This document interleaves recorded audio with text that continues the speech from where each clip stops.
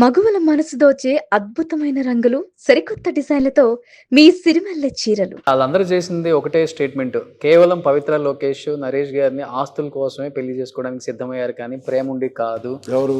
'పవిత్ర లోకేష్' గారు. ఆ! దీనికే సిద్ధమయ్యారు గానీ ఆస్తులు చూసి విజయ నిర్మల గారు సంపాదించిన ఈ సామ్రాజ్యం హ్మ్. చూసి పెళ్లికి ఒప్పుకుంటున్నారు. ఆయనతో లివింగ్ టుగెదర్‌కి ఒప్పుకుంటున్నారు కానీ ప్రేముండి కాదు అని చెప్పేసి స్టేట్‌మెంట్స్ ఇచ్చారు కదా! ఏమో వాళ్ళకన్నా ఇంకా బాగా వాళ్ళకి తెలుసంటే వాళ్ళు చెప్పిందే ప్రాబబ్లీ ట్రూ ఏమో. ఆ! వాళ్ళకి మీకు తెలిసి? నాకు అసలు లేదండి. నాకు అది నేను మొన్న ఇంటర్వ్యూలో కూడా చెప్పాను. ఆ! ఇప్పుడు ఆమె ఎలా ఉంటారు అసలు 'పవిత్ర లోకేష్' గారు మీతో? She is very good, very kind. Okay. నాకు అప్పుడప్పుడు మాట్లాడతాం మేము. Hmm. She sends some food. మంచిగా ఎప్పుడన్నా కుక్ చేసినా మంచిగా ఫుడ్ పంపిస్తారు ఇంటికి ఓకే. డాడీ చేతిలో. షీఈ్ అ వెరీ, నాకు తెలిసి అయితే she a very genuine person అండి. అండ్ ఎటువంటి మీరు చెప్పినట్టు ఈ స్టేట్మెంట్స్ లాగా అయితే నాకైతే అనిపించలేదు. ఓకే. అండ్ ఇంకోటి, అండ్ ఐఎమ్ నాట్, అంటే ఒక నా ఇండివిజువల్ లైఫ్లో నేను బిజీగా ఉన్నానండి ఎప్పుడు. సో అంటిల్ వాళ్ళిద్దరు హ్యాపీగా ఉన్నారంటే అదొకటే కావాలి నాకు. డెఫినెట్‌గా If they're happy, I'm మీరు fine. ఇచ్చే స్టేట్మెంట్‌ని ఆడియన్స్ యాక్సెప్ట్ చేస్తారు. ఎందుకంటే very into family. If they're happy నాకు వాళ్ళ ఇప్పుడు సంతోషం ఉన్నారు, డాడ్ బాగున్నారు. ఇప్పుడు that final result is important. Yes. They're happy, I'm happy. దాని మించి నేను దాన్ని ఇన్వెస్టిగేట్ చేసి ఏమవుతుంది అన్నయ్య అంత టైం కూడా లేదు నాకు. అండ్ అవసరం కూడా లేదు. అండ్ మహేష్ బాబు గారు ఏమైనా ఇన్వాల్వ్ అయ్యి ఎందుకు లేదు. ఫ్యామిలీలో ఇన్ని అసలు ప్రాబ్లమ్స్ లేదు. వస్తున్నాయి, ఎందుకు మన లేదు. ఫ్యామిలీని రౌండ్ అప్ చేస్తున్నారు అందరూ, అంతా మనమే సర్క్యులేట్ అవుతున్నాము. ఇప్పుడు మనకున్న- రౌండ్ అప్ చేసేది ఎవరు ఏం చేయలేరు. రౌండ్ అప్ చేస్తారు. బాగా చేతిలో టైం ఉంటే they will investigate into every matter, because that's the thing.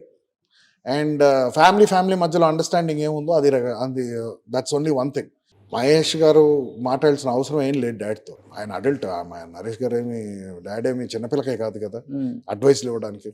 ఆ మిస్టేక్స్ అందరూ వైపు జరుగుతాయి, కొన్ని కంట్రోల్లో ఉండవు. అది ఇలా అన్ఫార్చునేట్గా బయట వచ్చేస్తే ఇలాగే ఉంటుంది మరి.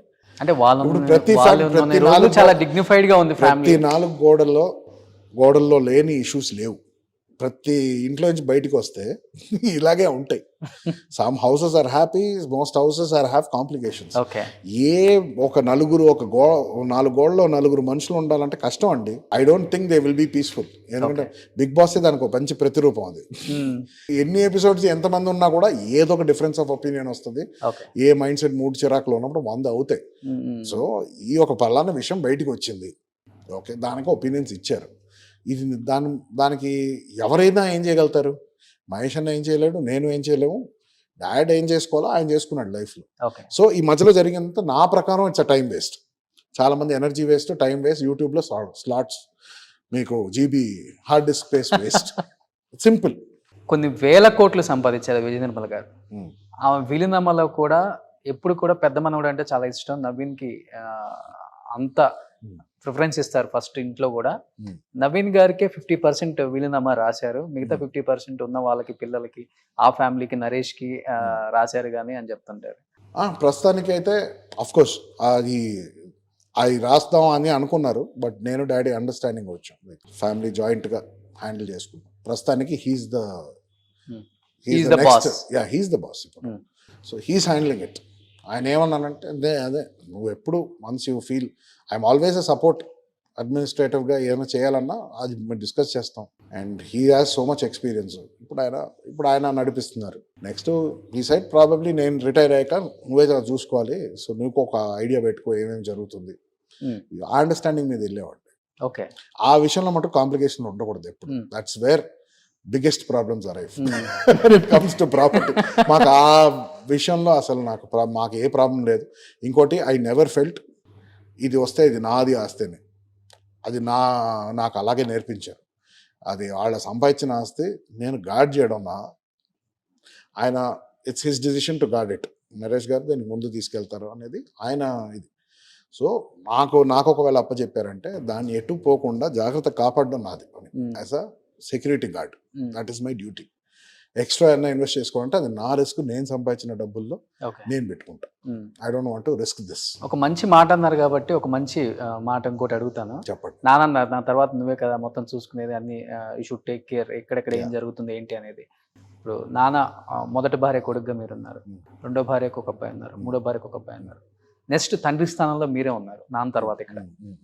మిగతా బ్రదర్స్ తో మీ బాండింగ్ ఎలా ఉంటుంది? వాళ్ళని ఎలా తీసుకెళ్తారు ఇన్ కేస్ ఇన్ నాకు ఫ్యూచర్? మీ బ్లడ్డే కాబట్టి తేజ అంతా. ఇస్ మై సెకండ్ బ్రదర్ అండి. Hmm. సో తేజకి నాకు చాలా బాండింగ్ ఉంది.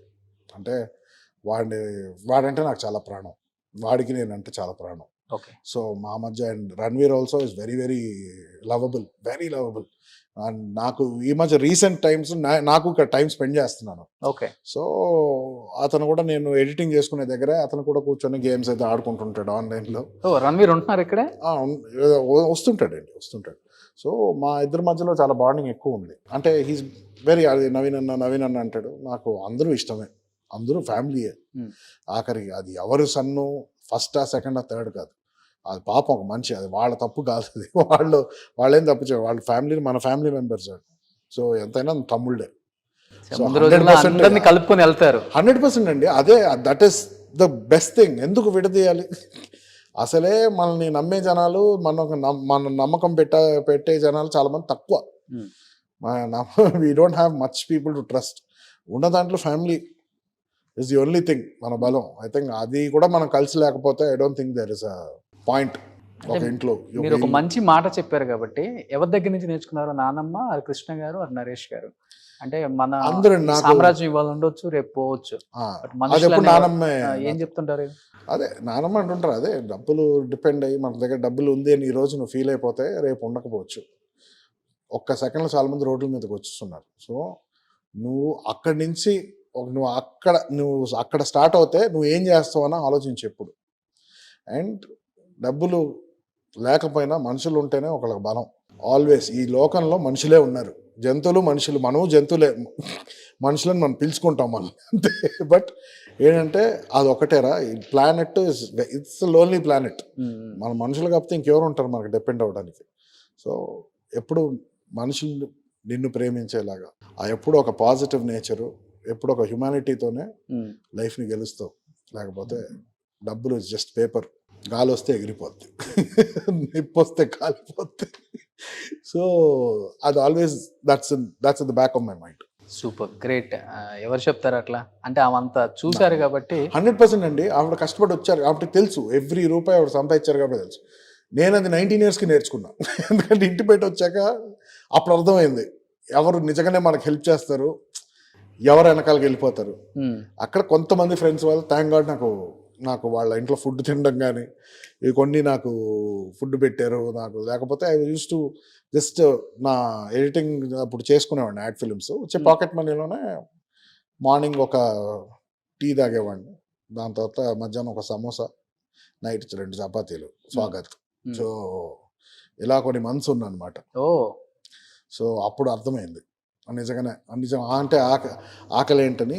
నా పరిస్థితులు నాకు తెలిసింది ఇంట్లో లేనప్పుడు. బట్ ఎన్నోసార్లు చాలా వీక్ మూమెంట్లో అబ్బో వెళ్ళిపోతాం, ఇంకా నాన్న కాళ్ళ మీద పడిపోతాం, లేదు అమ్మో వెళ్తే మటుకు మళ్ళీ ఇంకొకసారి మనకు వాల్యూ రాదు. ఆఫ్టర్ ఎందుకు వాళ్ళు సాధించలేదా, మనం చేయలేమా? సో ఏముంది, ఆకలి వాళ్ళు ఉంటుంది, ఐఎమ్ స్టిల్ యంగ్, నేను బతకగలుగుతాను. That was one motivation. Thanks to some good friends. And Krishna Vamsi గారు నాకు ఒక టర్నింగ్ పాయింట్ వచ్చింది ఆ టైంలో. లేకపోతే తిరిగి వచ్చేవాడిని ఇంటికి, వచ్చి ఇంకా నేను ఎందుకు పనికిరాను అని చెప్పి అలాంటి ఒక ఇమేజ్ వచ్చేసేది. సో ఆ టైంకి ఆయన చూసి ఆయన గుర్తించడం, నాకు సినిమా రావడం was my turning point. So అప్పుడు ప్రౌడ్గా చెప్పుకోగలిగా, ఓకే నేను ఐ కెన్ సర్వైవ్. మా ఇంటి బయటికి వచ్చేసిన ఇవన్నీ లేకపోయినా I can come back on my own.